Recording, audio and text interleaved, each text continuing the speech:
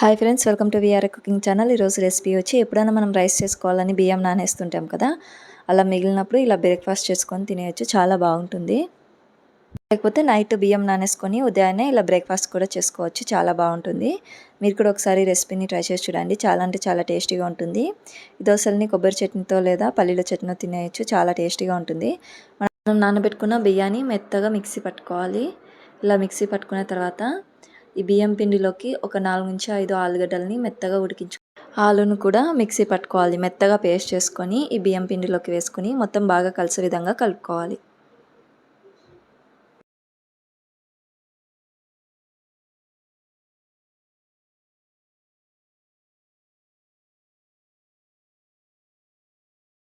ఇలా బాగా కలుపుకున్న తర్వాత నెక్స్ట్ ఈ పిండిలోకి ఒక క్యారెట్ని తురుముకొని వేసుకోవాలి. అలాగే ఒక టమాటాని కూడా చిన్నగా కట్ చేసుకొని వేసుకోవాలి.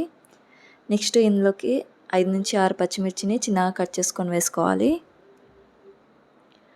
అలాగే ఒక చిన్న ఉల్లిపాయను కూడా కట్ చేసుకొని వేసుకోవాలి.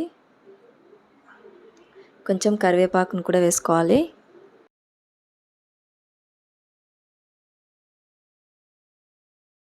ఇలా అన్నీ వేసుకున్న తర్వాత చిటికెడంత వంట సోడా వేసుకోవాలి. నెక్స్ట్ తగినంత ఉప్పు వేసుకొని మొత్తం పిండిలోకి బాగా కలిసే విధంగా కలుపుకోవాలి. ఇలా కలుపుకున్న తర్వాత పిండిని ఒక 1/2 అవర్ లేదా 1 అవర్ వదిలేసి అయినా వేసుకోవచ్చు. లేకపోతే ఒక 15 మినిట్స్ అలా వదిలేసి వేసుకుంటే చాలా టేస్టీగా ఉంటాయి.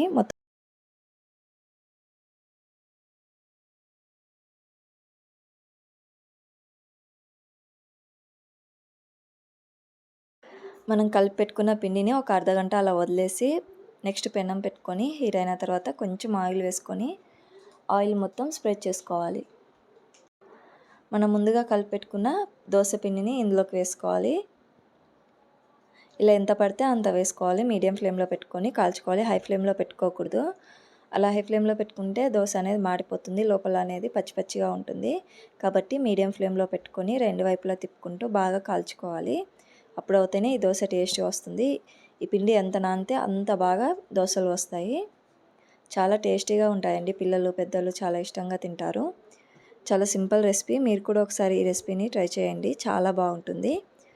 ఇలా 2 వైపులా తిప్పుకుంటూ బాగా కాల్చుకోవాలి. ఇలా కాల్చుకున్న తర్వాత ఒక ప్లేట్లోకి వేసుకొని పల్లీల చట్నీ లేదా కొబ్బరి చట్నీతో తింటే ఎంతో టేస్టీ అయినా బ్రేక్ఫాస్ట్ రెడీ అయిపోయినట్టే. ఇలా దోశ చేసుకొని తింటే చాలా అంటే చాలా బాగుంటుంది. ఎప్పుడన్నా ఇలా బ్రేక్ఫాస్ట్లో చేసుకొని తింటే పిల్లలు అందరూ చాలా ఇష్టంగా తింటారు. మీరు కూడా ఒకసారి రెసిపీని ట్రై చేయండి. అలాగే నా ఛానల్లో చాలా కుకింగ్ వీడియోస్ ఉన్నాయి. ఒకసారి చెక్ చేయండి. నచ్చితే లైక్ చేయండి. మీ ఫ్రెండ్స్ అండ్ ఫ్యామిలీ మెంబర్స్కి షేర్ చేయండి. అలాగే మళ్ళీ సబ్స్క్రైబ్ చేయడం మాత్రం మర్చిపోకండి. Thank you.